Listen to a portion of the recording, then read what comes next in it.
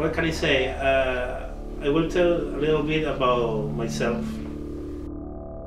I'm Venezuelan. I'm a lawyer too. I have here in Montreal 5 years. I arrived in 2009. I start a few months later in the French course at Montreal University. I stayed there for around 9 months.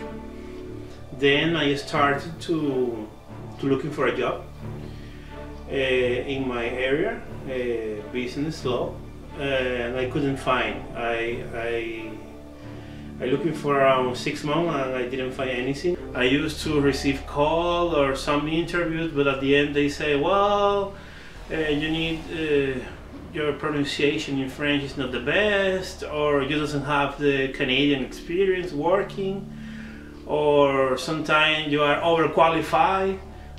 So I didn't understand why are they calling me if they are not going to give me that job, for example, or what is the difference between have a Canadian experience. I have experience in Spain, in Venezuela, in UK.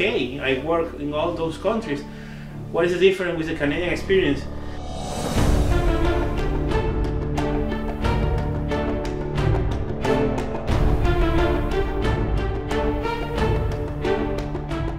I went to this public organism that help immigrants. They help not too much. I think they are not prepared to help for work. Well, at the end I decided to start studying a master in Montreal University about business law, thinking that maybe with this diploma from here, from Montreal, from Canada, I would get later a good job in my field, in my area. It was not like that. I didn't get anything. I spent almost 2 years looking for a job. I have 14-year experience, 3 masters. I have another one in Spain, another one in Venezuela, but nothing. I went to Target in Candia. I knew that it was a new store and they were looking for people. I talked to the general manager and he gave me the opportunity to work with them in the logistics department. I'm still there, I'm happy, the people there is very helpful, nice people in general. I like my job, it's okay, and it's the first company that gave me the opportunity to work here. So it was hard. I think that there is a lot of things that have to change here, because it's not fair that you come with some illusion, idea, with experience. You just want to have the opportunity here to work, and the system here doesn't give you the chance.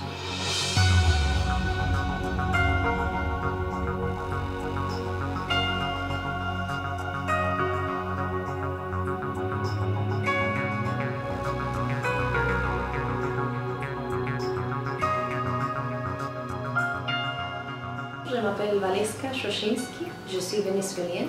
Je suis arrivée ici au Canada il y a 1 an et demi. Au début, je suis arrivée, j'ai cherché la maison et tout ça. Après, je suis allée à l'école de français pendant 3 mois pour faire les cours de français.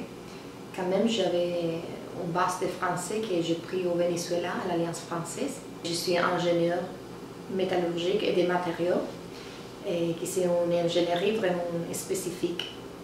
Au début, je suis allée à un organisme qui s'appelle PROMI, qui c'est un organisme pour l'intégration au marché du travail. Mais là, m'ont dit que mon niveau était haut pour cet organisme, et donc m'ont envoyé à l'ECITIN, qui c'est l'organisme pour les ingénieurs. Je suis allée au CITIN, j'avais une conseillère, et le conseillère d'abord m'a dit que c'était impossible de trouver un travail comme ingénieur métallurgique ici à Montréal. Et donc je ne suis pas jamais tournée avec les mêmes conseillères, parce que il faut donner toi comme des outils pour la recherche de travail. Il ne m'a donné pas des outils, il m'a dit que c'était impossible.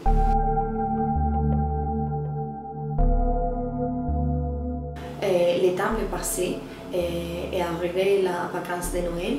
Et donc j'ai reçu un email de cette personne, de mon conseiller, qui m'a dit qu'avec une offre d'emploi pour être gardienne d'enfants. Au début, j'étais fâchée parce que je n'ai jamais reçu une autre communication de cette personne, seulement la communication pour être gardienne des enfants. Et donc, j'ai répondu à cet email. Cette personne m'a répondu, m'a donné des explications et des excuses. Mais quand même, ça ne marchait pas. Je ne suis jamais, après cet email pour les gardiens d'enfants, je ne suis jamais retournée à cet organisme. Je dis à moi-même comme je peux faire ça et je vais trouver un travail. J'ai commencé à faire des CV et des cartes de présentation et faire l'application pour plusieurs de travail, même dans mon domaine et dans d'autres domaines. Ça a été déjà en 2014. J'ai envoyé mes CV à un headhunter d'ingénierie. Il m'a fait essayer un entretien et l'entretien a marché tellement bien. Nous avons parlé en français, en anglais. Il a vu toutes mes expériences passées et a pris les moments, a pris le temps pour vraiment me demander qu'est-ce que je fais, qu'est-ce que j'ai connu, choses comme ça. Et cette personne m'a trouvé un entretien dans une usine. Je me trouve tellement bien et j'apprécie beaucoup ce que le Headhunter a fait pour moi parce qu'à la fin, il m'a donné seulement l'opportunité d'arriver à les personnes justes et correctes. Ceux qui m'ont dit au début que ça a été impossible. Bien sûr, ce n'est pas vrai parce que j'ai trouvé un bon travail. Et bien sûr que ça a aidé beaucoup à mon intégration ici à Québec et à Montréal.